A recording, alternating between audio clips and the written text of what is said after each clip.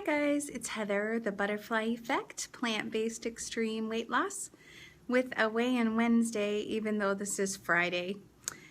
Wednesday was just crazy, so I didn't make a video, but I did want to go ahead and weigh in.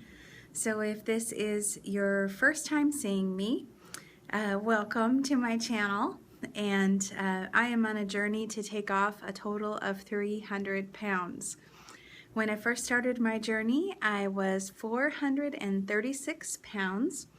I was rounder than I was tall. I had hips and waist that were 90 inches, and I'm 62 inches tall, or 5'2". And I have so far taken off over 200 pounds. Last time I talked to you, I was down to 218 pounds, so that was a total of, how many pounds off is that? That's almost 230. That's 228 pounds off. And this week I am 228 pounds off. I stayed 218, and that is fine, because if you remember, the week before that I had taken off like 21 pounds of, I'm sure mostly of water, but I'm in the middle of an integrity channel where I am promising myself to stay compliant with my plan, which is no animal products, no sugar, no salt, well, just a little salt, because I'm not going to avoid things that have a little bit of salt in them, like for instance a can of beans, as long as the salt is low. So very low salt, no oil, no processed food, and I'm going to be doing this through the end of the year, and that is to build back up integrity with myself and to be the person that I know that I can be. And you're welcome to join me. I have an integrity challenge going on with the Facebook group that I started, which is also called the Butterfly Effect. That is a raw and plant-based weight loss. So if you want to join the integrity challenge, basically you pick the challenge. I'm not going to tell you what to work on. You work on what's important to you, and we are all there to support you. And when I first started the integrity challenge, I said that everybody should exercise at least 30 minutes as part of the challenge. And I'm rethinking that. And so this whole video is about things that I'm rethinking. And the first thing that I'm rethinking is the exercise, because of a couple things that I've researched, and so I just wanted to share those with you because it's kind of interesting. So first of all, there was a social scientist named Roy Baumeister, and he had this study where he would have people come into a room, and they either could have fresh baked warm cookies, chocolate chip cookies, right out of the oven, or they could have radishes, okay? And they got to see both choices. So the people who picked the radishes, and then some people picked the cookies, right? So they were both given a math test after that. Kind of a hard one, way harder than a normal person could do. The people who chose the radishes and they used their willpower to avoid having the cookies gave up on the math test in only 8 minutes. They just gave up. They were just done. But the people who had the cookies, they stayed at it for 19 minutes. So the other folks only did it for 8 minutes. The people that ate the cookies were able to stick with it for 19 minutes. Now, clearly this shows us that cookies are good for math. No, it's not it at all. It's that we only have so much willpower, and if we use it up doing some things, then we don't have it available for other things that we need to do, like, you know, to make really good choices on our food plan. And because you cannot out-train a bad diet. You cannot out-train a bad diet. And so it's so important that you eat correctly. I think that has to be the main focus. I talked about that last week. I also want to say, some people took, when I said you have to have a singular focus of, for your self-improvement, of just focusing on your health, some people took that as saying that your health comes before your walk with God or before your family, and I just want to clear that up right away. Nothing comes before my walk with God. Nothing comes before my family.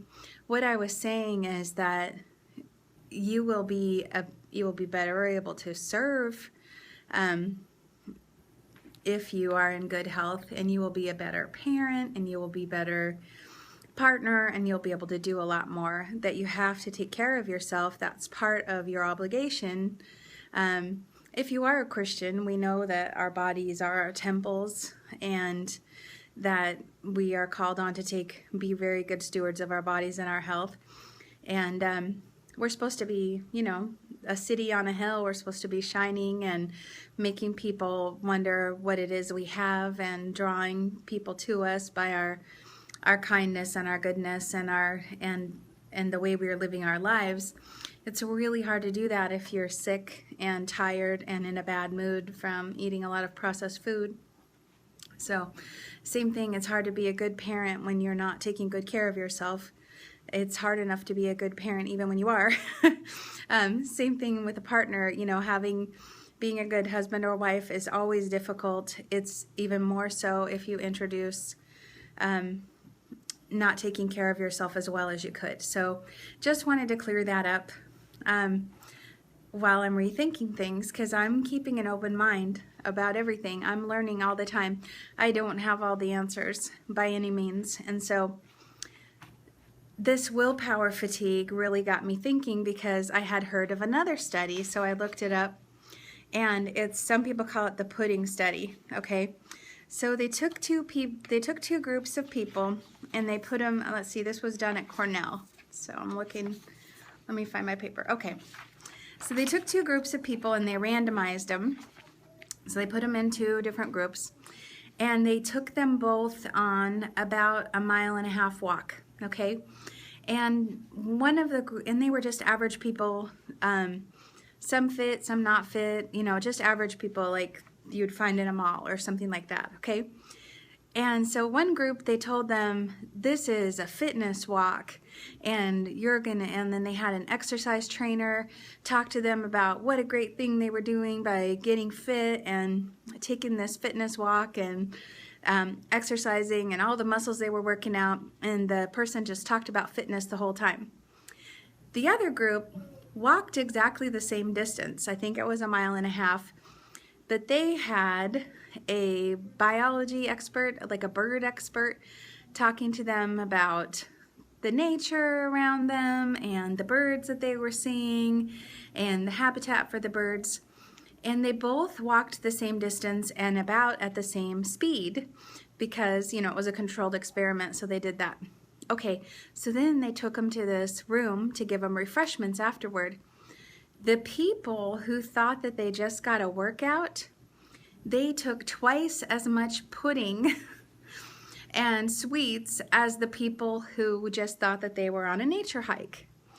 And the conclusion that the scientists came to is, if you think I'm working out and I'm doing such a good thing for myself, you will feel entitled to eat more or eat things that you otherwise wouldn't feel entitled to. And I know that I have thought that too. I've thought, well, you know, I have 20,000 steps today. I have a little wiggle room. I can have a little more of this. And so there are people who say, surprisingly, do not start an exercise program while you are starting an eating plan. Unless you are doing it for fun. Okay, so it's all about perception. If you think of it as just that you're doing something fun, like if you go out dancing with your friends and you dance for 3 hours and you burn a whole bunch of calories, but you're just thinking of it as you're just hanging out with your friends and you're having fun, that is going to give you a different reaction than if you think, I just did aerobics for 3 hours, I totally worked out, and I deserve, something for being so good. So it's all about perception.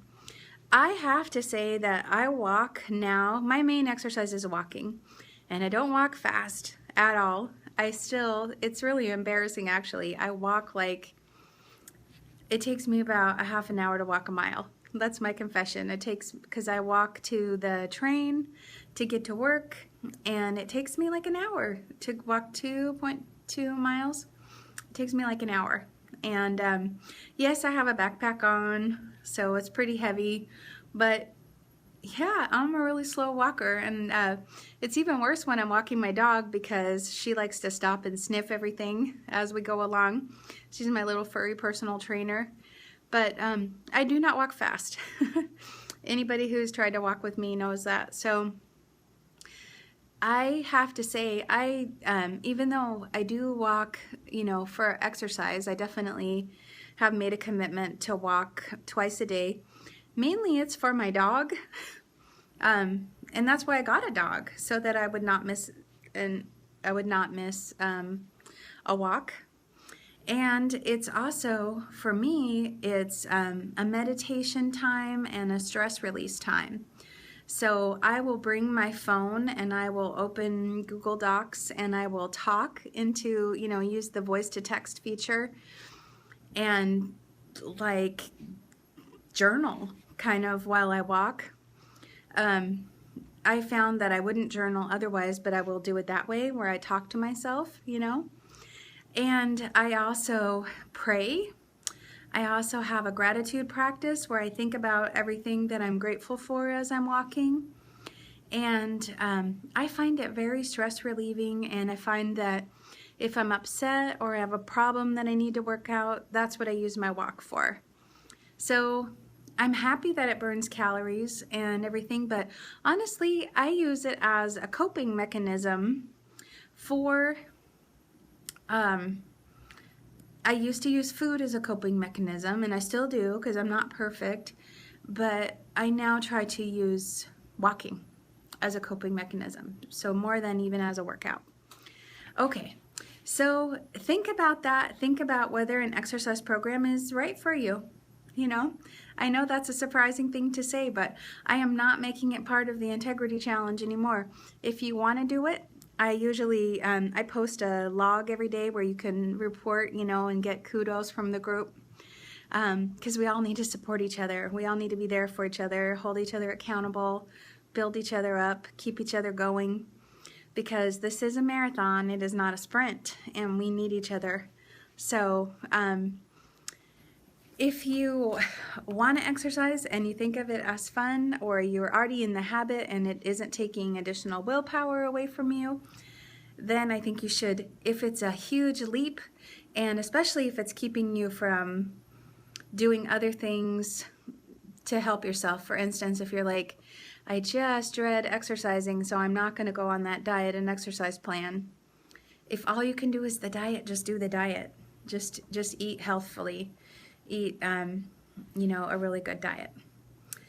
Okay, I love you guys. I hope you have a great week, and I will talk to you soon. Bye-bye.